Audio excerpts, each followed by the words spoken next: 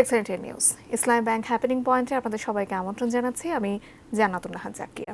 দর্শক, আপনারা জানেন যে ডেঙ্গু এখন কিন্তু আর কোনো মৌসুমি রোগ নয়। জলবায়ু পরিবর্তনের প্রভাব, অভিবাসন এসব কারণে সারা বছরই আসলে ডেঙ্গুর ঝুঁকি থাকে এবং শীত, গ্রীষ্ম কিংবা বর্ষা আমরা যাই বলি না কেন, ঢাকায় বিশেষ করে মশা যেন একটা আতঙ্ক হিসেবে দেখা দিয়েছে। এখন দিনে যেমন তেমন বিকেল থেকে অনেক এলাকায় বসবাস করাও কঠিন হয়ে পড়েছে। সেই সাথে বিশেষ করে নতুন আবাসন, ডোবা, খাল, জলাশয় যেসব এলাকায় আছে সেসব এলাকায়ও ডেঙ্গু একটা আতঙ্ক হিসেবে দেখা গেছে। আমরা পরিসংখ্যানে বা বলতে পারি বা অবস্থার পরিপ্রেক্ষিতেও বলতে পারি যে ডেঙ্গু বাড়ছে। এ নিয়ে আজকে আমরা কথা বলবো আমাদের অতিথির সঙ্গে। অতিথি হিসেবে আজকে ভার্চুয়ালি আমাদের সাথে আছেন ডাক্তার মোহাম্মদ জামাল উদ্দিন, প্যারাসাইটোলজি বিভাগ থেকে সহকারী অধ্যাপক, জাতীয় প্রতিষেধক ও সামাজিক চিকিৎসা প্রতিষ্ঠান। আপনাকে স্বাগত জানাচ্ছি আমাদের আয়োজনে। ধন্যবাদ। বরাবরের মতো দেখা যাচ্ছে এবছরও কিন্তু ডেঙ্গুর আতঙ্কটা কমছে না। এই বছরের ডেঙ্গু পরিস্থিতি আপনার কাছ থেকে জানতে চাই, কেমন দেখতে পাচ্ছেন? জি, ডেঙ্গু আমাদের তো আপনি বলেছেন, যথার্থ বলেছেন যে এটি বছরব্যাপী আমাদের এখন অসুখ ভাইরাস জনিত একটি সমস্যা। তো বর্তমানে আপনি যদি চিত্রটি দেখতে পারেন, যেমন গতকালকে আপনার স্বাস্থ্য অধিদপ্তর থেকে যেটি জানানো হয়েছে, প্রায় 1250 মতো রোগী ভর্তি হয়েছে। তার মধ্যে আপনার 4 জন রোগী মারা গিয়েছে। এটি হচ্ছে গতকালকের পরিস্থিতি। আপনার গত বছর যদি আমরা খেয়াল করি, প্রায় 3.5 লাখ মানুষ আক্রান্ত হয়েছিল এবং 1700 মানুষ মারা গিয়েছিল শুধুমাত্র ডেঙ্গুতে। তো এবছর কিন্তু আপনার আমাদের কেস বা ডেঙ্গু কেসটা কিন্তু সংখ্যায় অনেকটা কম, কিন্তু মৃত্যুটা একটু বেশি। যদি দেখা যায় যে 40,000-এর মতো আপনার এখন পর্যন্ত আক্রান্ত হয়েছে, তার মধ্যে আপনার 186 জনের মতো মৃত্যুবরণ করেছে। আমরা যদি কম্পেয়ার করি গত বছরের তুলনায় এবার কেস কম, তাহলে কিন্তু আপনার মানে এটাতে খুব বেশি খুশি হওয়ার কোনো কারণ নেই। কারণ আপনার যদি আমরা মৃত্যু হারের সাথে তুলনা করি, তাহলে এবার কিন্তু মৃত্যু অনেক বেশি। গত বছরের সাথে এবারের যে পরিবর্তন, সেটির একটি কারণ রয়েছে। আপনি খেয়াল করে দেখবেন, অথবা আপনারা সবাই এটা অবজার্ভ করছি, সেটা হচ্ছে এই মুহূর্তে কিন্তু বৃষ্টি হচ্ছে। বৃষ্টিটা কিন্তু হচ্ছে আপনার মুহুর্মুহু বৃষ্টি এবং প্রচুর পরিমাণে বৃষ্টি হচ্ছে। এইটি ডেঙ্গুর জন্য একেবারে ফেভারেবল না। তবে যখন বৃষ্টিটা কিছু কমে আসে, তখন কিন্তু আপনার এই হ্যাচ আউট হয়, ডিম যেগুলি ছেড়ে যায় এই এডিস মশা। তো সেই হিসেবে কিন্তু গতবারের চেয়ে এবারের বৃষ্টিপাতের একটা পরিবর্তনের কারণে কেস সংখ্যা, মানে আপনার রোগীর সংখ্যাটা কম, কিন্তু আপনার মৃত্যুর দিক থেকে খেয়াল করলে দেখা যাবে যে আপনার এই কেসের তুলনায় মৃত্যু হারটা বেশি হতে হবে। আমরা কিন্তু আতঙ্কগ্রস্ত এ কারণেও। মাঠ কেস পর্যায়ে যতই হোক, আসলে আমরা যদি মাঠ পর্যায়ে কথা বলি, মাঠ পর্যায়ে মশা নিধন বা রোগী চিহ্নিত করার কাজটি আসলে কিভাবে করা হয়? আসলে আসলে আপনার অন্যান্য সময় যেটি করা হতো, এবারও বোধহয় একই রকম প্রক্রিয়া চালু আছে। স্বাস্থ্য অধিদপ্তরের যে আপনার ডেঙ্গু নিয়ন্ত্রণ সেল আছে, তারা আপনার যেটা করে সারা বছর ব্যাপী আপনার এটিকে বিভিন্ন জায়গায় হটস্পট গুলি চিহ্নিত করার চেষ্টা করে। তো এবার যেটি করেছে আপনার প্রায় আপনার 2.5 লাখ মতো আপনার ঢাকা শহর সহ সারা দেশে আপনার হটস্পট ওনারা খুঁজে পেয়েছে। তার মধ্যে আপনার প্রায় 7,500, 2.5 লাখ স্পটের মধ্যে 7,500 স্পটে আপনার লার্ভা পেয়েছে। এবং ওই সকল লার্ভার ওইসব স্থানের মধ্যে প্রায় 500 মতো আপনার স্থানে ওনারা লার্ভিসাইড প্রয়োগ করেছেন। তো এই কাজগুলি কিন্তু আমার কাছে, আমি ব্যক্তিগতভাবে যেটি মনে করি যে এটি অবশ্যই আপনার সময় উপযোগী একটি কাজ, কিন্তু আপনার ডেঙ্গু নিয়ন্ত্রণের ক্ষেত্রে আসলে এটি খুব একটা কার্যকর বিষয় না। কারণটি হচ্ছে আপনার আমাদের একটি সমন্বিত উদ্যোগ। আমরা কিন্তু বারবার বলি যে ডেঙ্গু এমন একটি ভাইরাস জনিত অসুখ, যেটিকে আপনি আপনার একটা প্রকোপ বাড়লো তখন ব্যবস্থা নিলেন, আবার প্রকোপ কমে গেল আমাদের ব্যবস্থাপনা কমে গেল। ঠিক এরকম না, আমাদেরকে একটা জনসম্পৃক্ততা এবং কন্টিনিউয়াস ধারাবাহিক একটা কার্যক্রম চালিয়ে যেতে হবে। আমরা কিন্তু সেই কাজটি এখন পর্যন্ত করে উঠতে পারিনি। আমাদের যে স্বাস্থ্য এবং বিভিন্ন সিটি কর্পোরেশনের যে ঊর্ধ্বতন কর্মকর্তারা আছেন, সবাই কিন্তু ব্যাপারটি বুঝেন, ব্যাপারটি জানেন, এবং সে কারণে আমরা বুঝতে পেরেছি, কিন্তু আসলে কার্যত কাজ আসলে সেভাবে হচ্ছে না। তাহলে বলা যায় বিগত 6 অর্থ বছরে যদি আমরা তাকাই, সেখানে 2 সিটি কর্পোরেশন মিলে 387 কোটি টাকা আসলে ডেঙ্গু প্রতিরোধে ব্যয় করেছে এখন পর্যন্ত আমরা যতটুকু জানি। তাহলে ডেঙ্গু আতঙ্ক যে কাটছে না বা মৃত্যু যে কমছে না, আমরা কি বলতে পারি যে মশা নিধনে এতদিনের পদ্ধতিটা ভুল ছিল? আপনি যদি এতদিনের পদ্ধতি বলেন বা বর্তমানে যে পদ্ধতি চালু আছে সম্পূর্ণটাই আপনার একটা ভুল পন্থায় চলছে। আপনি আহ, মানে আমরা যেটা বলি যে এই ডেঙ্গুর জন্য একটা আপনার কম্বাইন্ড একটা ককটেল টিম থাকতে হবে। মানে আপনি এই যে দেখবেন যে আপনার নিউজে এসেছে গত মাসের শেষের দিকে দুটি কমিটি হয়েছে আহ, দুই সিটি কর্পোরেশনের অধীন। কমিটির যারা আছেন তারা অবশ্যই বিজ্ঞজন এবং তারা কাজ করবেন, কিন্তু কমিটি যদি আপনি সদস্যদের দিকে খেয়াল করবেন দেখবেন যে শুধুমাত্র কীটতত্ত্ববিদ এবং প্রাণীবিদ্যা বিভাগের লোকজন এটিতে আছেন। এতে আপনার ভাইরোলজিস্ট, মাইক্রোবায়োলজিস্ট, আপনার জনস্বাস্থ্য বিশেষজ্ঞ ওনাদের সম্পৃক্ততা নেই। তো আমরা যেটা মানে আশা করি যে আপনি যদি মানে আমরা পার্শ্ববর্তী দেশ কলকাতার কথা চিন্তা করি, সেই 1963 সালে কিন্তু তাদের প্রথম ডেঙ্গুর একটা মহামারী হয়, আমাদের তারপর পরে 2 বছর পর 1965 সালে হয়। সেইখান থেকে তারা কিন্তু আজকে যে পর্যায়ে চলে এসেছে একেবারে মানে বলা যায় যে ডেঙ্গুকে তারা নিয়ন্ত্রণ করে ফেলেছে।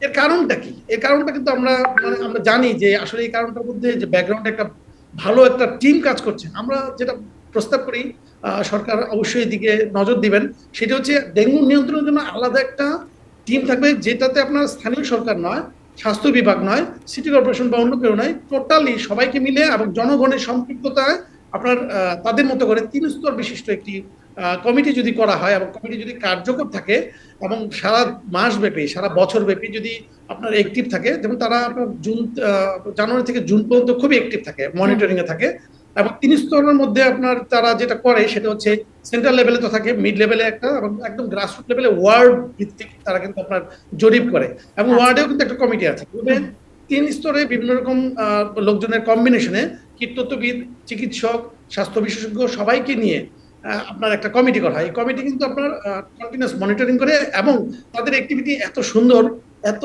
মানে আপনার প্রশংসনীয় উদ্যোগ যে আপনার ওরা কিন্তু আপনি জাস্ট একটা চিত্র আমি দেখাই যে গত বছর যেখানে আপনার আমাদের আমাদের প্রায় আপনার কত 146 জন মানে জুন জুন পর্যন্ত 146 জন মৃত্যুবরণ করেছিল 2023 সালে। আমাদের মানে আমাদের এখানে, আর তাদের এখানে মৃত্যুর সংখ্যা ছিল মাত্র 1 জন। মানে একটা আকাশ পাতাল তফাৎ কিন্তু তারা নিয়ে এসেছে। আমরা কিন্তু এই জিনিসটা বুঝতে পারছি, কিন্তু আমরা আসলে কার্যত কোনো কিছু করছি না। আমরা জ্বর হচ্ছে, আমরা প্যারাসিটামল দিচ্ছি, জ্বরটা চলে যাচ্ছে, আমরা আবার ভুলে যাচ্ছি। আপনারা মিডিয়ারা যখন আপনার এই বিষয়টি নিয়ে কথা বলেন তখন আমরা মানে বিভিন্ন বিভাগ সজাগ হয়। আর যেই ব্যাকগ্রাউন্ডে যে কাজগুলি চলছে, আপনাদের হটস্পট চিহ্নিত করা, আপনার কীটনাশক প্রয়োগ করা, সবগুলি কিন্তু আপনি ওই যে সময় এইসব ব্যাপারে আপনার কাছ থেকে আমরা আরো কিছু তথ্য জানবো। তবে হ্যাপেনিং পয়েন্টের এই পর্যায়ে একটা বিরতি নেবার সময় হয়ে গেছে। দর্শক, একটা বিরতির পর ফিরছি, আমাদের সাথেই থাকুন।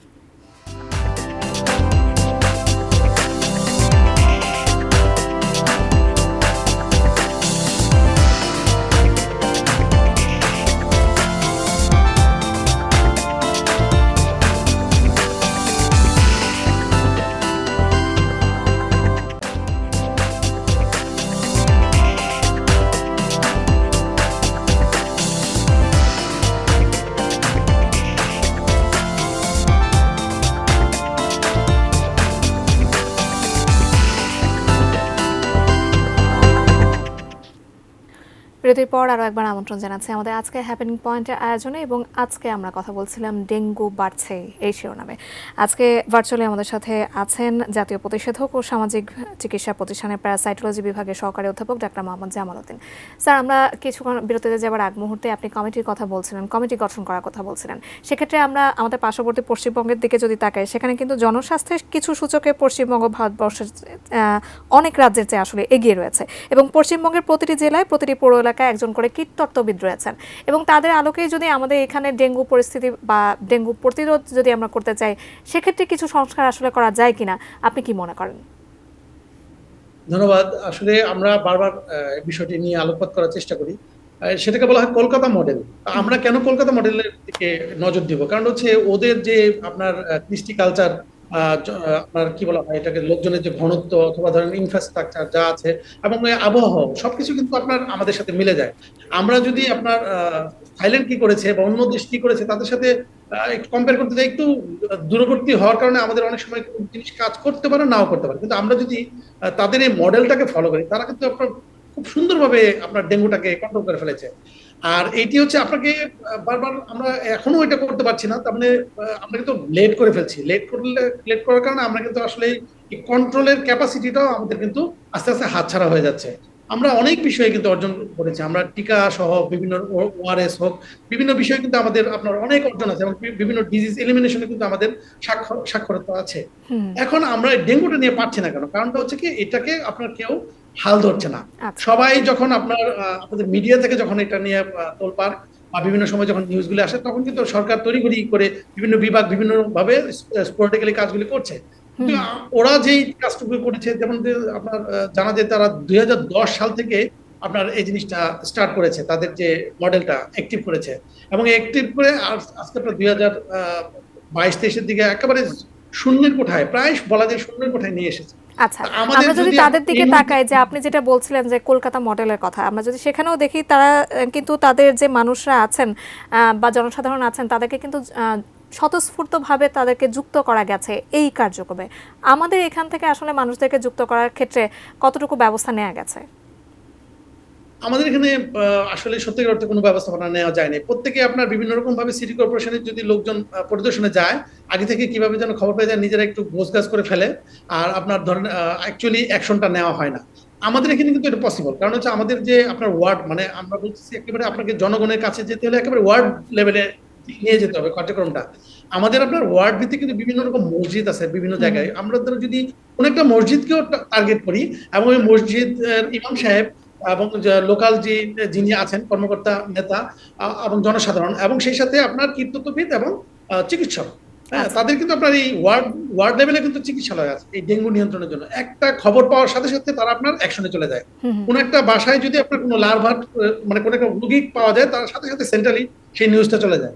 আপনি আমাদের এখানে যে নিউজ, মানে অনেক আমরা যেটা পাচ্ছি, অনেক প্রাইভেট হসপিটালের চিকিৎসা নিয়ে চলে যাচ্ছে, আপনি টেরও পাচ্ছেন না কতজন রোগী। অ্যাকচুয়ালি যে চিত্রটা দেখা যাচ্ছে হয়তো বা তার চেয়ে ভয়াবহ অবস্থা, কিন্তু আমরা কিন্তু অ্যাকচুয়ালি জিনিসটা মূল মূল মন্ত্রের মধ্যে নেই। আচ্ছা, তাহলে আমরা আপনি বলতে চাচ্ছেন যে আমাদের জনসাধারণের মাঝে সেরকম ভাবে সচেতনতা কাজ করছে না।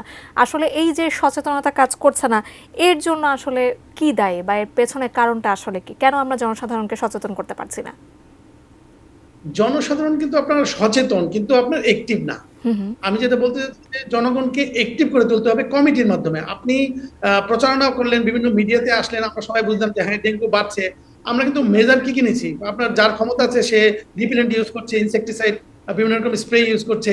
বাকিরা কি করছে? যাদের ক্ষমতা নেই, এখন আপনি কিন্তু মানে যাদের ক্ষমতা আছে তাদের জন্যই শুধু প্রচার করছেন, এর ব্যাপারটা এরকম না। আপনাকে একেবারে মানে মডেলটাকে ফলো করে আপনাকে একদম গ্রাসরুট লেভেলে চলে যেতে হবে এবং জনগণকে সম্পৃক্ত করতে হবে অ্যাক্টিভিটির মাধ্যমে। তারা কিন্তু বিভিন্ন রকম জরিমানার ব্যবস্থা করেছে। আচ্ছা, আমাদেরও জরিমানার আপনি ব্যবস্থা কীটনাশকের কথা বলছিলেন এবং ফগিং এর কথা বলছিলেন। মশা নিয়ন্ত্রণে আসলে কীটনাশক ছেটানো বা ফগিং এই জিনিসটা কতটা গুরুত্বপূর্ণ? আচ্ছা, এখন আপনার যদি কোনো নিয়ন্ত্রণের কথা বলা হয় ডেঙ্গুর ক্ষেত্রে, তাহলে আপনার একজন ভাইরাসবিদকে যদি জিজ্ঞেস করা হয়, তখন বলা হবে, জোর দিবেন উনি ভ্যাকসিনেশনের কথা। আপনি কোনো কীটতত্ত্ববিদের কাছে জিজ্ঞেস করবেন, উনি বলবেন লার্ভিসাইড অথবা অ্যাডাল্টিসাইড, যেটা ফগিং অথবা ইনসেকটিসাইড। তারপর একজন জনস্বাস্থ্য বিশেষজ্ঞ, উনাকে বলবেন, উনি দেখবেন লিটার নিয়ে কথা বলবেন। এই জন্য প্রত্যেকের কথাগুলি একসাথে ককটেল আকারে একসাথে কেন আমরা করছি না? আমরা একসাথে না করলে আমরা যে কাজগুলি করছি, আপনি যেটা বললেন যে কি পরিমাণ এক্সপেন্স হয়েছে গত 6 বছরে, এর চেয়ে তো বেশি এক্সপেন্স হবে। আপনি এটাকে কখনোই নিয়ন্ত্রণ করতে পারবেন না। এটাকে নিয়ন্ত্রণ করতে গেলে আপনাকে একটা মডেল দাঁড় করতে হবে। এই মডেলে আপনার সবাইকে সম্পৃক্ত করতে হবে, বিশেষজ্ঞের পাশাপাশি জনগণ। তাহলে আপনি যদি যদি সুফলটা পান, আপনাকে এখন যেগুলি কাজ চালিয়ে যাচ্ছেন, চালিয়ে যান। সে সাথে ভ্যাকসিনেশন পর্যায়ে হোক, আপনার ইনসেকটিসাইড হোক, অ্যাডাল্টিসাইড যেটা ফগিং হোক, আর তারপর বিভিন্ন রকম ট্যাবলেট ইউজ করা হয়, আবার বিটিআই নামে একটা ব্যাকটেরিয়া আছে সেটাও প্রয়োগ করা হচ্ছে। সবকিছু থাকবে আপনার একটা সিস্টেমেটিক ওয়েতে, নয়তো আপনি খরচ করেই যাবেন, কিন্তু জিনিসটা কখনোই কন্ট্রোল আসবে না। ডেঙ্গু একটু ডিফারেন্ট, আপনাকে ভাবতে হবে ডেঙ্গু কিন্তু আপনার ঠিক করোনার মতো না, আসলাম কিছুদিন থাকলাম চলে গেলাম, তা না। কিন্তু এটি 7 দশকের পুরাতন একটা ওষুধ, সেই 1965 সাল থেকে আমাদের এখানে চলে আসতেছে এবং আমরা আজকে অনেক পিছিয়ে আছি, যেখানে কলকাতা অনেকে এগিয়ে গিয়েছে। একটা জাস্ট সিস্টেমের কারণে। আপনাকে সিস্টেমে চলে আসতে হবে, সিস্টেমে এসে জনগণকে সম্পৃক্ত করেন, ডেঙ্গু কন্ট্রোল হয়ে যাবে। আচ্ছা, আমরা আমাদের আয়োজনে একেবারে শেষ পর্যায়ে চলে এসেছি। যদি মশা নিয়ন্ত্রণের কথাই বলি বা ডেঙ্গু নিয়ন্ত্রণের কথা আমরা বলি, সেক্ষেত্রে নিয়ন্ত্রণের কাজটি আসলে বছরের কোন সময়টায় সবচেয়ে বেশি জোর দেওয়া প্রয়োজন? কারণ এর সঙ্গে কিন্তু আসলে আবহাওয়ারও একটা সম্পর্ক আছে। আচ্ছা, এই আমাদের আপনার ডেঙ্গুর যে চিত্র এবং ভাইরাসের যে চেঞ্জগুলো আসে, আমরা আপনার সাধারণত 24 ঘন্টার মধ্যে কোনো টেস্ট করতে গেলে আমরা NS1 করতে বলি, তারপর 3 দিন হলে আপনার অ্যান্টিজেন করতে বলি, তারপর আমরা অ্যান্টিবডি করতে বলি। কিন্তু এখন যে চিত্রগুলি দেখা যায় যে 3 দিনের মধ্যে আপনার সবগুলি পজিটিভ পাওয়া যাচ্ছে, যেটা 24 ঘন্টা পাওয়ার কথা 24 ঘন্টা পরে পাওয়া যাচ্ছে, আবার যেটা 7 দিন পরে পাওয়া যাওয়ার কথা সেটা 7 দিন আগে পাওয়া যাচ্ছে। মানে চরিত্রটা চেঞ্জ হয়ে যাচ্ছে। আমরা আসলে ঠিক মানে যদি ডেঙ্গুর প্রজননের ক্ষেত্রে কিন্তু আপনার এটাই আগে যেমন জুন জুলাই বা জানুয়ারি থেকে জুন পর্যন্ত একটা লিমিট ছিল, এটা কিন্তু এখন ডিসেম্বর। আপনি দেখবেন যে এই যে এখন বৃষ্টিপাত কমে গেলে শীত চলে আসবে, তারপরে ডেঙ্গু কেস পাওয়া যাবে। মানে এটি বছর ব্যাপী। আর ওরা যে মডেলের মাধ্যমে কাজ করে, প্রথম 6 মাস খুব জোর দেয় মনিটরিং থেকে, পরবর্তী 2 মাস বা 3 মাস আপনার অ্যাকশনে যায়। আপনাকে ফার্স্টে থেকে অ্যাকশনে যেতে হবে তা না, আপনি কন্টিনিউয়াস মনিটরিং করবেন, আপনি মডেল ফলো করবেন, তাহলে দেখবেন আপনি আপনার ডেঙ্গুকে নিয়ন্ত্রণে আনতে পেরেছেন। ডেঙ্গুর প্রজনন যদি স্প্রেড হয়ে যায়, আমাদের নজরদারিও স্প্রেড হয়ে যাবে। মানে জাস্ট আমরা ঠিক আবার আরেকটা ব্যাপার, সুন্দর একটা মানে ব্যাপার, সেটা হচ্ছে ওরা যেটা করে ছোট একটা ল্যাবরেটরি তৈরি করে সেখানে মশার ডিম হ্যাচ আউট থেকে শুরু করে ও বাড়ন্ত পুরো ব্যাপারটা কিন্তু আপনার মশক নিয়ন্ত্রকদের দেখিয়ে দেয়। আপনি প্র্যাকটিক্যালি যে জিনিসটা দেখাবেন, আপনি বইপত্র কাগজপত্র দেখিয়ে স্প্রেডশিট দেখে তো আপনি সেই অর্জনটা পারবেন না। ওরা কিন্তু প্র্যাকটিক্যালি জিনিসটা দেখিয়ে ওদেরকে লিটারেট করে এবং আপনার অ্যাকশনটা খুব সুচারু হয়। আচ্ছা, আপনি বলছিলেন একটু আগে যে আসলে হাসপাতালে যে ভয়াবহ চিত্রটা আসলে যেটা আছে বা রয়েছে সেটা সামনে আসে না। সেক্ষেত্রে যদি আমরা বলি যে হাসপাতাল ও রোগ নির্ণয় কেন্দ্র থেকে সরকারি পোর্টালে তথ্য দেওয়াটা কি বাধ্যতামূলক কিনা, এবং সেক্ষেত্রে আইনি ব্যবস্থা আসলে কতটুকু, একটু ছোট করে যদি বলেন। ছোট করে বলবো যে আপনার ওদের আমি বারবার ওদেরকে ফলো করি, কারণ ওদের সিস্টেমটা খুব মানে ক্যাচি টাইপ।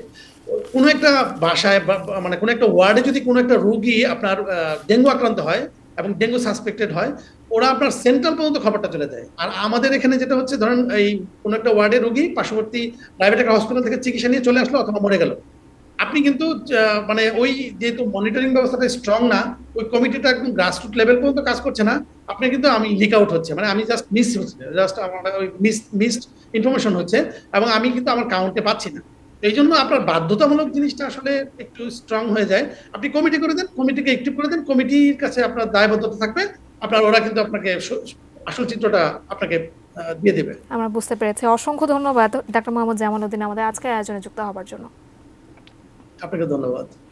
দর্শক, আমরা কথা বলছিলাম ডেঙ্গু বাড়ছে, কিন্তু আসলে এটা অনেক দিন আগে থেকে আমাদের সমস্যা হলেও আমরা কোনোভাবে সচেতনতা বাড়াতে পারছি না। কিন্তু যে কোনো রোগ নিয়ন্ত্রণে আসলে সচেতনতা বাড়ানোর কোনো রকম বিকল্প নেই। নিশ্চয়ই সচেতন থাকবেন, চারপাশের পরিবেশ নিশ্চয়ই পরিষ্কার পরিচ্ছন্ন রাখবেন। এই আশা রেখে আজকে হ্যাপেনিং পয়েন্ট এখানে শেষ করছি। অন্য কোনো দিন আমরা আরও কোনো বিষয় নিয়ে আপনাদের সামনে চলে আসবো। সে পর্যন্ত এটিএন নিউজের সঙ্গে থাকবেন।